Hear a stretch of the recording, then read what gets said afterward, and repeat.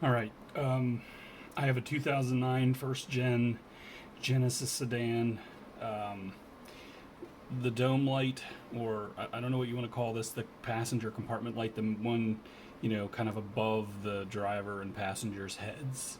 It's flickering, and since it's on a CAN bus system, any one of these LEDs could be bad. I did pull this out of the car and I put power to. Yeah, I don't know if you can see how this is.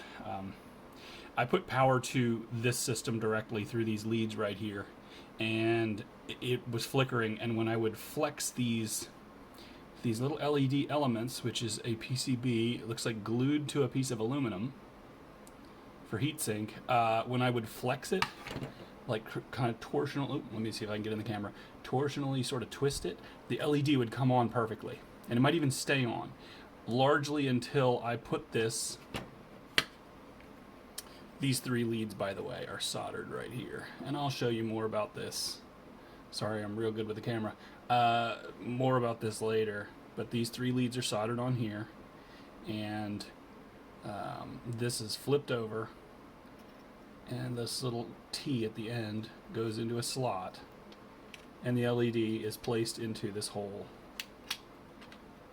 Sorry, I'm not real good with the camera. Anyway, so there we go. This little captive screw holds it down, and then the LED is right in the little hole where it's supposed to be.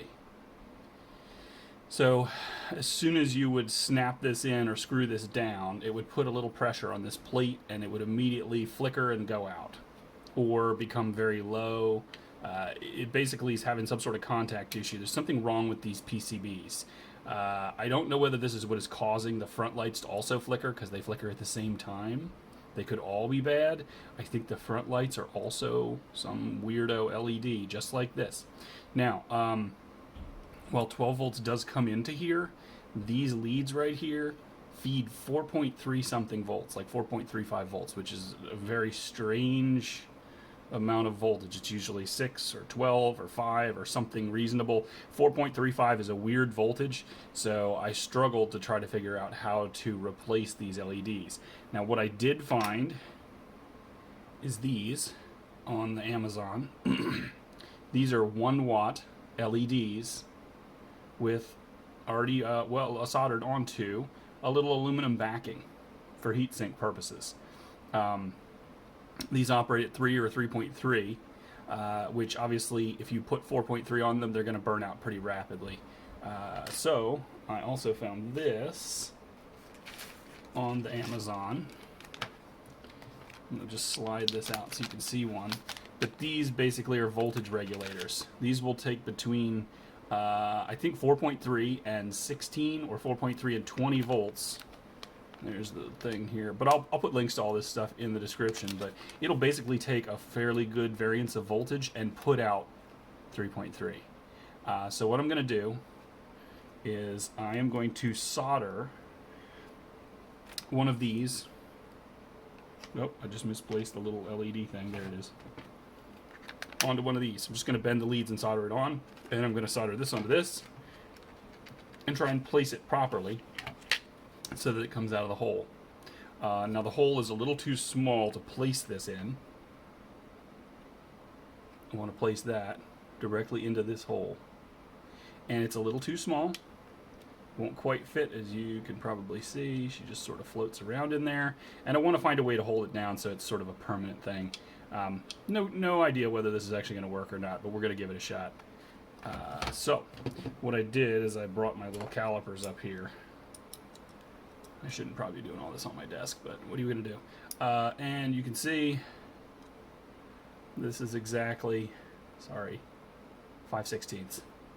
So I'm going to get my drill bit and I'm going to drill out this little hole right here, just a little bit bigger, so that the LED will sort of nest in it.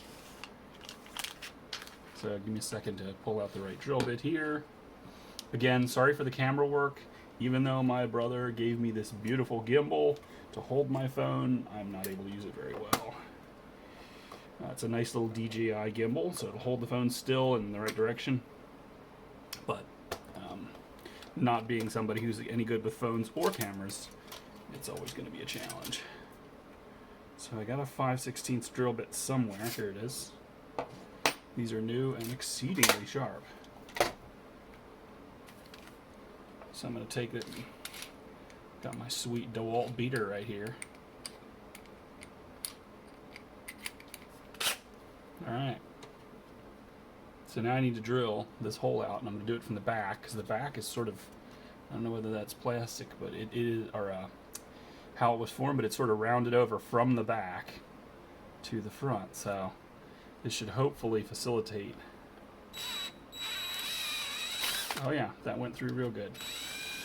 So I'm just going to round it out a little bit so that it goes in nicely. And there you go. If you didn't see that on camera, I'm sorry. It's a drill and plastic. So now, hopefully, my little LED, and it does, it just drops in and you can see it sits really flat now.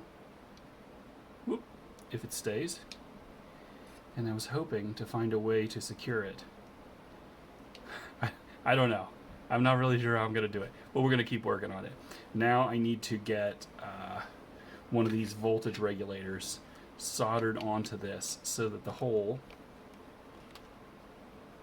the wire's in the way, so that the hole I can use my little screw to captivate the regulator. And then we're going to try it and see if it works. If it does, we'll do it to the other side, and I'll try to video that too, and get most of it on camera this time. I wanted to reuse this aluminum back plate, but I'm not really sure how to remove the PCB from it. I may, off camera, I may try to use a knife and pry that PCB off of it, because if I could just use some heat transfer compound, I would love to just stick this back in and hold it in place with it, but I don't think that's going to actually happen without modifying the little slot that it goes into, and at a certain point this is above my pay grade, if you know what I mean. Anyway, let me see if I can get this all soldered together, and I'll let you know. Alright, so I got a little bit of those wires stripped and rolled together. We're going to remove this black wire and see if we can just make it fit. Let's see what happens.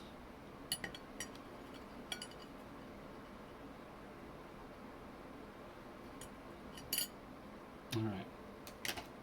Now, question is, can we make it all work together?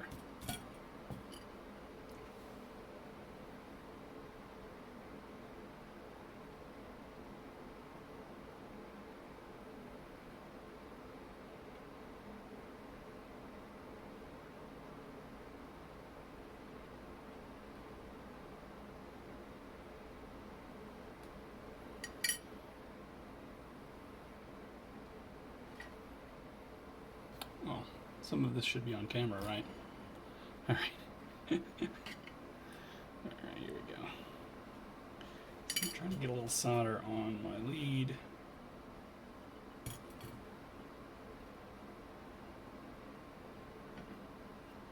I'm not really catching solder very well. That's what flux is for.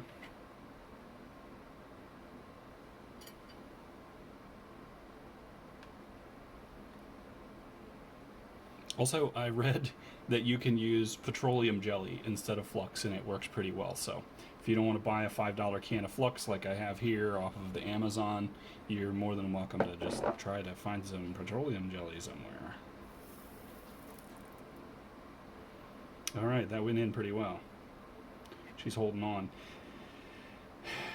The last part is the positive lead.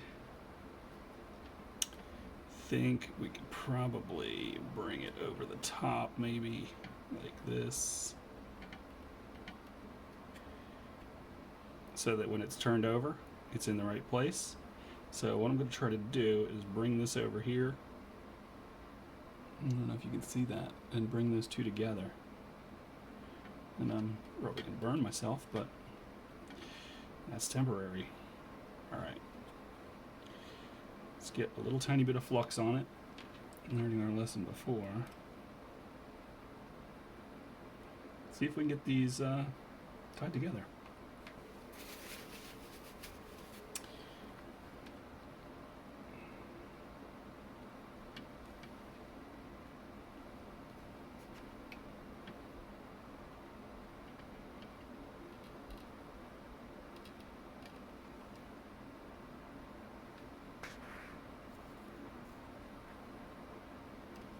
Whoop! That got hot. I couldn't hold it. Yeah, she's definitely getting warm. The regulator's pretty warm. Does conduct heat really well. Now that is stuck together, but that's not the way I want to leave it. A pair of pliers would do me good right about now, but we're going to press this down. You're not going to be able to see that. Alright, I'm trying to use my thumbnail to endure the heat for a second here. I'm going to push these two together.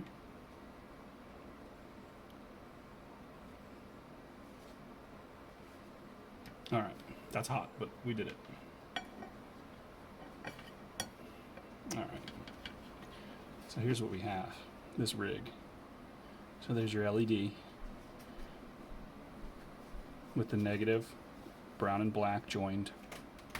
We have the output voltage for the regulator, which is the center lead, onto positive.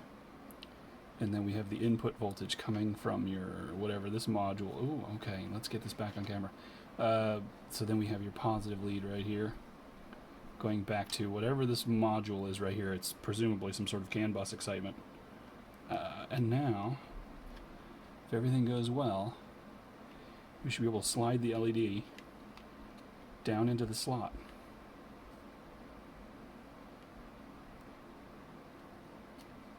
At which point, she'll show here, right there. I don't know how we're going to keep her in there, or whether she'll need keeping. I could just sort of ball up something to exert pressure on it, because after this is installed, this cap has to go back on it. This could present somewhat of a problem because the cap allowed airflow right here, back on camera, for the heat sink. So it has to be able to snap back down. I think it will. Actually, we can try it. Let's do it. You can see I broke these off. Just be careful with them. They're little gentle, soft little babies. Okay, that wire is sticking out. Can't do that. So I'm going to push this wire sort of back over here so she's not sticking out.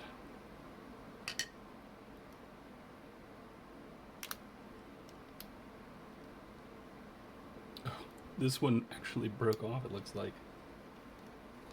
Yeah, that one's actually broken off. That could be a reason why it doesn't work. This one looks okay still.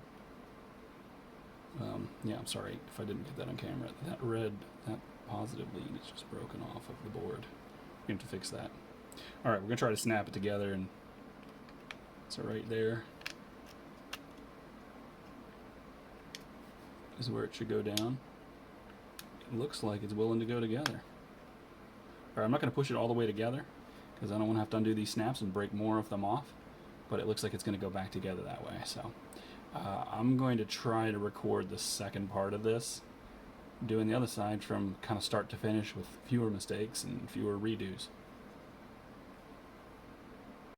Alright, so this probably won't make it into the final video because I am really terrible at soldering and lots of things. But what I want to do is point out that this is the input lead. So we're looking at the voltage regulator from the orientation, this being upside down, where the backing, I guess the thing that you would screw onto a heat sink if you were going to sink the heat out of it. I'm going to turn it over so we can see the face of it. The right hand lead here is the input voltage, and again, this can be 4.3 up to I think 16 or 20. Just don't overfeed it. In this situation, it'll be getting 4.3, which is pretty low. The center lead is the output positive, or the line voltage, I guess. I don't know what the right terminology is. And this is the negative or ground lead on the left. So what I want to do is show you the little light here, and if you can see, you can't get too close because I'm filming it with a camera, or excuse me, a phone. You can see there's two different orientations. They match, but if you flip them over, they're backwards. So you wouldn't want to use this because this would kind of puts you with the negative lead and positive reversed. If you do this to an LED, I think it'll blow it immediately. So there's what we want to do. So the positive goes to the center lead, which is the output voltage, 3.3, and then your negative, and then we're going to jump a little wire on the negative lead to take it back because it's going to be a little bit longer and won't reach. And that's what we're going to try to do. So watch the fun.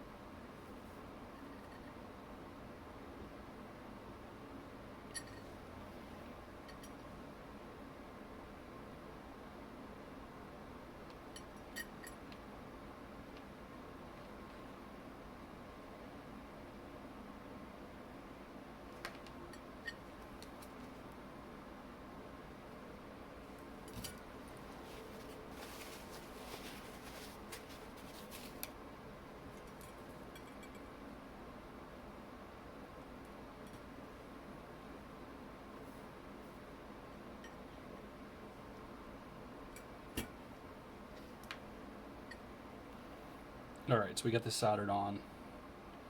Now I'm going to take a little bit of wire and connect it over to the negative side right there so that it can come back around to and join with the negative side of the wiring for the actual light.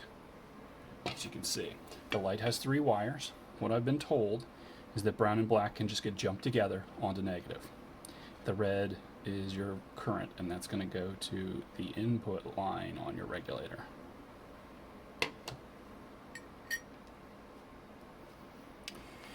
So we're going to take a little bit of black wire here, and we're going to try to, hopefully you can see this on the camera. I know this is going to be challenging to see. I apologize again, but what do you do? I'm not exactly a professional.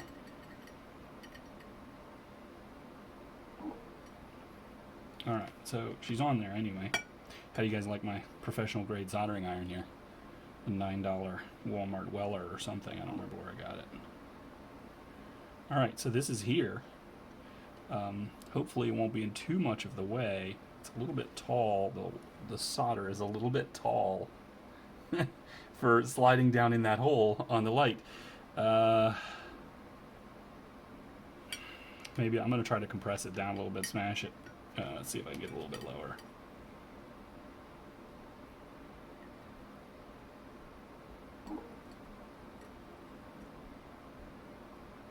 Okay, yeah, really probably not going to happen. But we got that connected.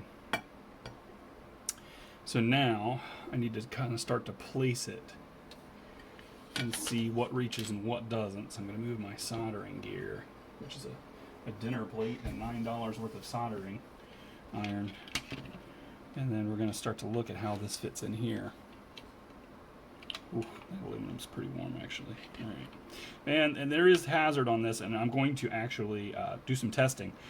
We got to make sure that this LED does not create enough heat to melt the housing here. It does have a sink on it, but that doesn't mean anything. Also, the regulator, when I put 12 volts on it, it got uncomfortably hot running 12 volts down to 3.3, and it was using a 3-watt LED, which technically maxes out the regulator's current capacity. Again, went down to a 1-watt LED, so we should be at a third of that, and the input voltage isn't going to be 12, it's going to be 4.3. I'm hoping this thing stays cool enough. When I hit it with a heat gun, it hit about 135, which is very uncomfortable for human skin. However, it's not enough to melt plastic. And I'm hoping the lower voltage and the lower draw is going to bring the temperature down. The regulator says it's good for 125 C for 1,000 hours. That's very hot. We're not going to get that hot if everything goes well, Lord willing. It will not get that hot. All right, you can see how it sort of fits in here. And we may need to change the angle of this black one. Let's try to do that.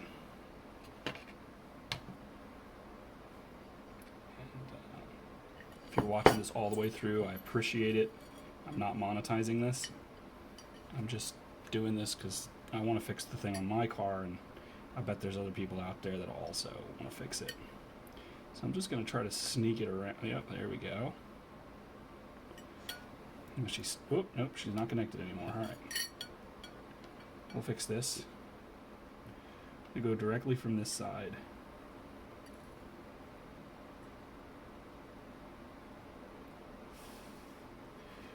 Flux, it smells good.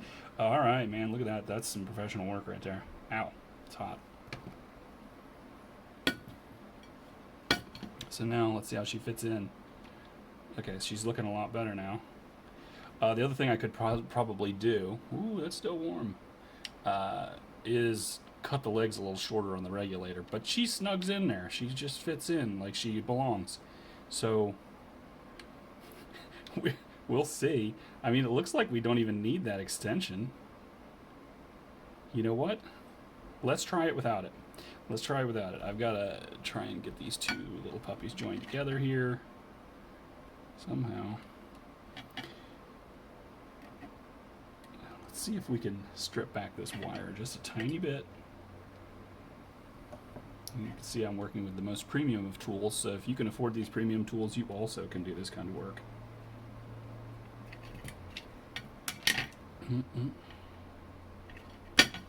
Yep, there we go. That's working. You can tell these things are razor sharp. It's just cutting the whole wire off. Oh, my wire strippers! I have lost them. I went and worked in somebody's house, and they no longer have wire strippers. All right, moderate pressure, and I did it again. Nope. All right. I'm going to go ahead and pause the video because my brain is about to explode. Alright, so I managed to get the wire soldered back on. He doesn't look great, but she's on there anyway. So now we're going to go start to finish real quick doing one side. So just to recap, here's another free meaning by itself, discrete LED on a little aluminum plate. It already comes pre-soldered. 10 of these are like just a couple of bucks from Amazon. It's a 1 watt LED, and I got the 6000 to 6500K bright white.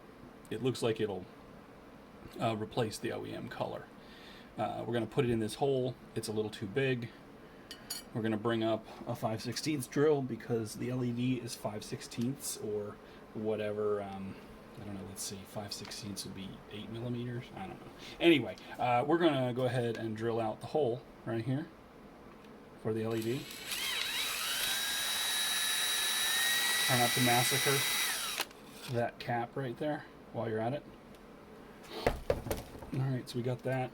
I'm going to check our LED fit. She, oh, there you go. She drops right in, and I'll get some of it on camera. Nice and flat. Right there in your little hole. And that's what she looks like. Oop. Are you in there?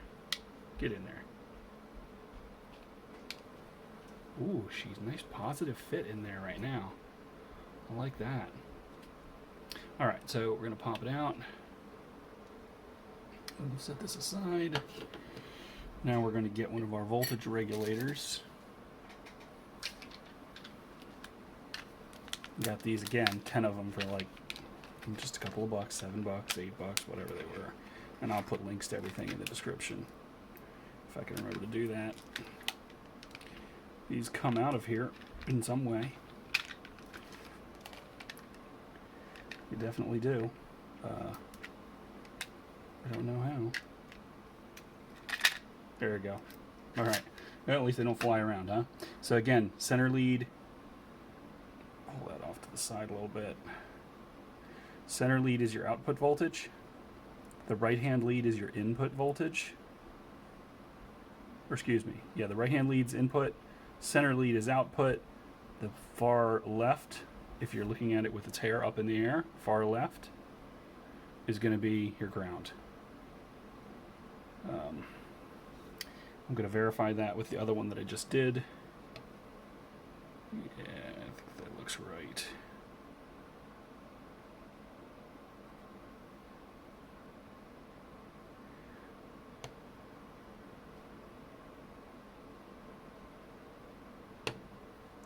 Give me 1 second here.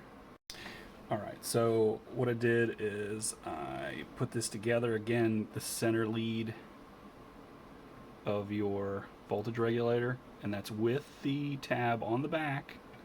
The center lead is your output voltage, and the left-hand lead is your input. So your red wire is going to get onto the input voltage. Your output's going to go straight into the positive terminal of your LED, and your negative terminal is going to share with the brown and black wire. All right, so give me a second to strip this red wire, and I'll be right back with you. I do recommend having a wire stripper. It's just way better. A little bit of flux on our wire here. We're gonna preload it with some solder. I don't know if preload's the right word. Wet it, braise it. That's probably right. Put a little flux on our input lead of our voltage regulator. Sorry if some of this is hard to see. Hopefully I'll be able to kind of show you guys what I'm doing. The red goes on that guy. The two center, obviously get these right. The center is a positive. That's the output voltage, 3. And then your negative lead goes onto the negative side. If you flip this LED around, it kind of reverses the polarity on these two solder points. So make sure you have it oriented right. All right, we're going to put the red, which is our input voltage, onto the input voltage lead of the regulator.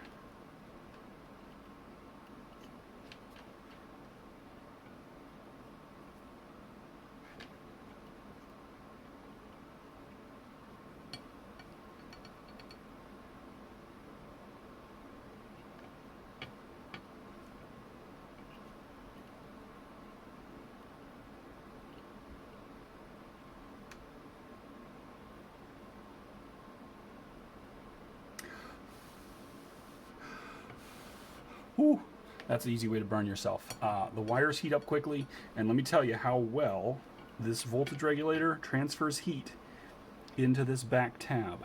It's made to do that. If you heat this lead up right here, that heat comes right down here and will burn you. One of my hopes from this is that when I put this thing in, that this is not going to melt some of the plastic. I'm going to have to run some 12 volt to it through this and make sure that it doesn't get so hot that it catches your car on fire. I'll let you know if that happens. If it doesn't, everything you're doing is at your own risk. If you follow anything anyone does on YouTube and you expect a guarantee, warranty, or protection from any danger, you have been sadly mistaken, and you should probably turn off your internet. This is all a jury rig to try and get this thing light bulb working again, and it's just sort of a pet project. So you see I have them set. There's the regulators. We're going to tuck the wires a little bit. We're going to put the cap back on, and we're going to test it, and I'll be back to tell you how awesome it, or whether it worked or not. All right, I'm having to record this backwards because I'm in the car and in the back seat and trying to get this hooked up. Who wants to see if something will explode? Come on, let's try this. All right. Let's plug her in and see what happens. I don't know if you can see that. She's beautifully bright. All right, they both work. The dome button works. Now I guess I'm going to put my finger in the hole and put it on the back of the LED just to see how hot it gets. So far I can't detect a change in temperature.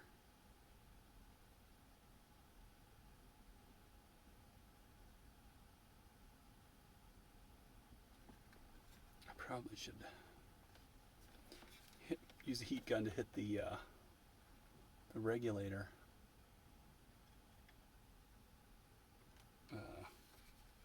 But as you can see, it works beautifully. I'm going to put the little, well, I'm going to go get a heat gun, and we're going to pop this back cover off, and we're going to make sure the regulators aren't on fire. Actually, here, let me just pop this off and let me use my finger to see if they're on fire or not. I'm kind of blind right now because the LEDs are a little bright, and I didn't look directly at them on accident. I'm trying to get these loose.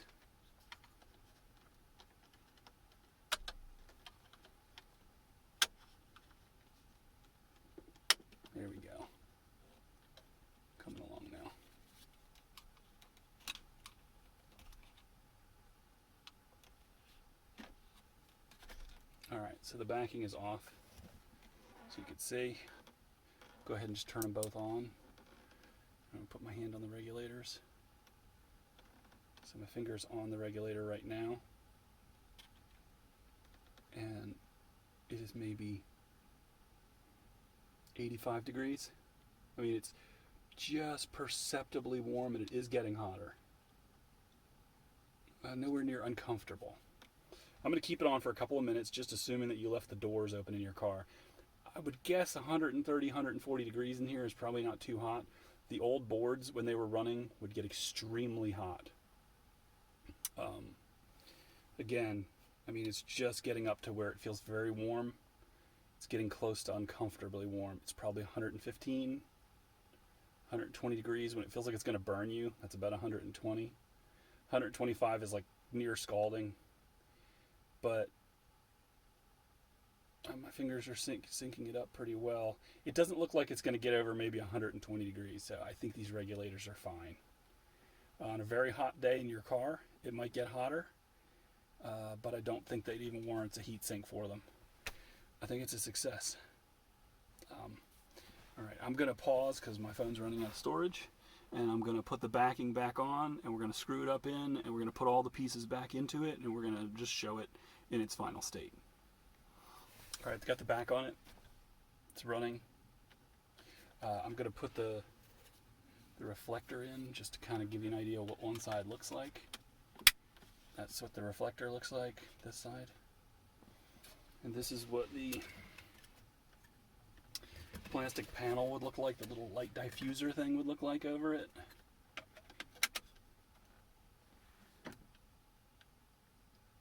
I think it's going to be fine. It's going to provide plenty of light. This is during the daytime, so you're getting a little bit of, glare.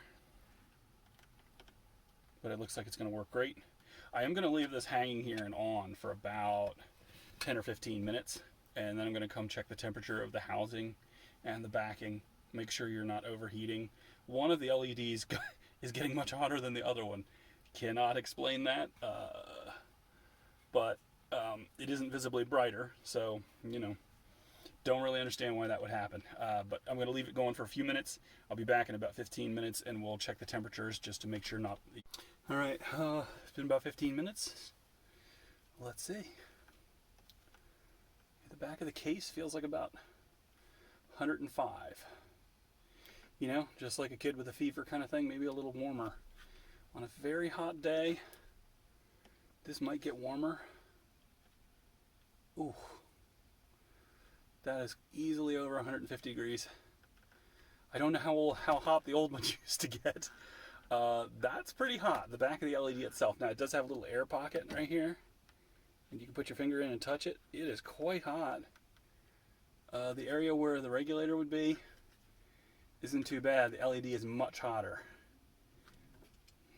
I don't know. Don't really know. I'm going to put it in the car. I'm going to use it. On hot days, I'm going to try to remember to avoid using it for long periods of time. We'll see.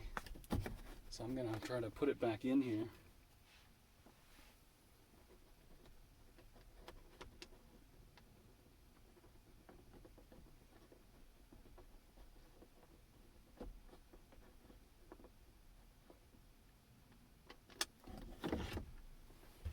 For some reason, I always struggle to get these little screws back in. They only go in one way. There's only one place to put them. For some reason, I just have trouble. Alright, there's one. They weren't so bad. Oh, it's not in. That's why it's so easy.